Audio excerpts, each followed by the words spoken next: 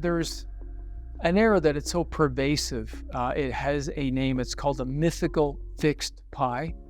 The belief that a negotiation is fundamentally a situation where it's a zero-sum, win-lose, the pie is fixed in size.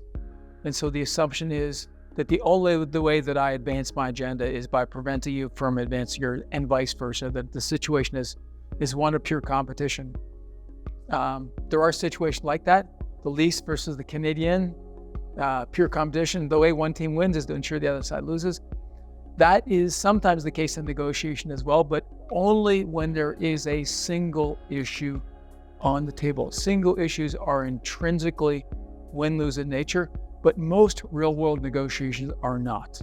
Most real-world negotiations involve a number of issues, and whenever there's more than one issue is at stake, there is the possibility that the size of the pie is not fixed, that the size of the pie is indeed variable, that you can make the pie bigger and better.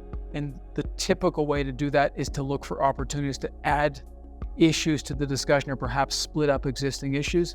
So try to avoid falling prey to this notion of the mythical fixed pie. There is a real risk in negotiations where the parties play the wrong game. And I would describe the wrong game typically as the competitive game, the positional game, the very familiar game of negotiations where my gain is your loss and vice versa. So it is possible you can play this game and still come up with a reasonable agreement, but only when at the outset there is a very large overlap with respect to what is minimally acceptable.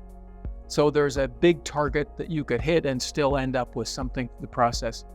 You cannot play this game, the competitive positional game, when you're faced with an incredibly common challenge in negotiation where the parties at the outset are at an impasse, where the impasse is legitimate, where there is no overlap at the outset.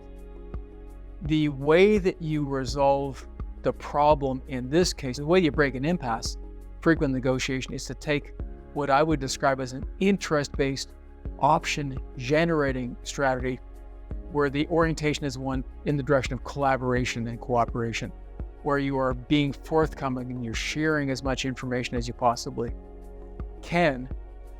Another classic is not to sufficiently organize the team. And a team that has the right strategy but is poorly organized is still going to fail. So make sure that not only do you pay attention to strategy, you also pay attention to the human challenge of organizing the team. Everybody needs to know their role. Everybody needs to be singing from the same song sheet. And if you don't pay attention to the team, you're probably going to lose, even if the strategy you've chosen is the correct one.